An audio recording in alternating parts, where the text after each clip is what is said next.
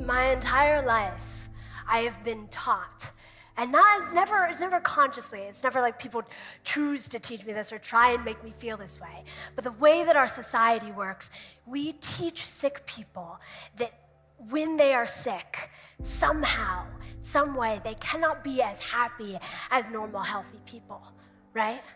We teach them that their happiness, their contentment in life, their joy in life is tied to how healthy we are. And it's because as a society, we put all of our, we throw all of our happiness, we throw all of our success and our joy into the circumstances of our life, right? It's all about, do you have the right job? Are you in love? Are you with someone who's going to love you back? Are you living your passion? Are you rich? Are you healthy? Right? If you're not all that stuff, there's something wrong. You have reason to be miserable. You have reason to pity yourself, right? So as a society, we put so much stock into the circumstances of our life that it's hard for us to realize that someone can be sick and happy. I started to realize that people who are sick, and nurses and doctors as well, everyone in the medical community, everyone in the healthcare community, gets so stuck in this notion that a hospital room is this cold, sterile, white place where we go to be sick, and that's all that it can be. And we get so stuck in that we cannot see the possibility. We can't see what we can make out of it. We don't see what we can do with it. I started realizing that our lives, in a way, are like this, right? Our lives are like empty hospital rooms. We get so stuck in the idea that, it's supposed to be good or bad. Right? If we're sick, well, then it's cold and it's sterile, and we just have to live with it like that. And we don't let ourselves realize, we don't let ourselves see that we can make that hospital room beautiful. We can make our lives into a piece of art.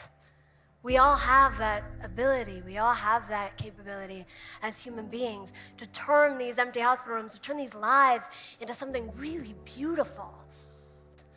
So how do we change this? How do we stop the conversation from being, we need people to be healthy before they can start living? And how do we turn the conversation into, living with illness, living while being sick, being happy while being sick? And here's the truth of the matter, right? We look at people who are sick and we pity them because we believe that their sickness means their life has to be inherently less joyous than everyone else's. Yes.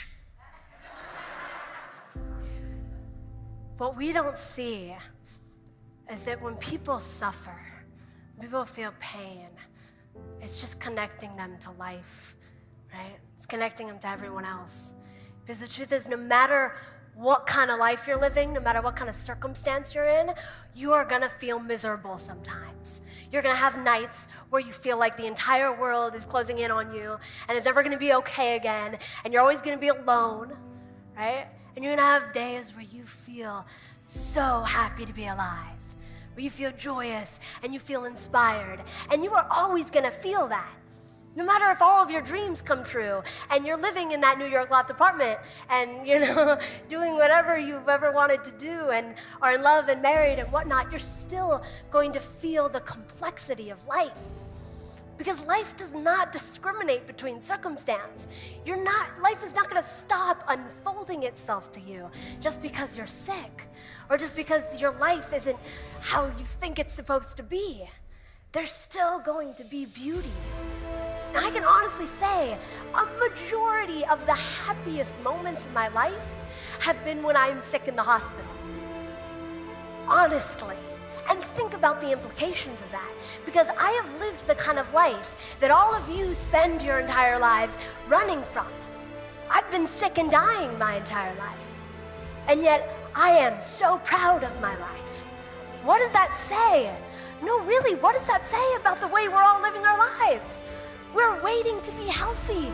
We're waiting to be wealthy. We're waiting to find our passion. We're waiting to find our true love before we actually start living, instead of looking at everything that we have, looking at all the pain, looking at all the sadness, looking at all the beauty, and making something with that. That's how innovation happens. Innovation doesn't happen because there's some person who's in a great circumstance and everything's going well and and they just get on a roll and they make something for the world. Innovation happens, art happens because of suffering.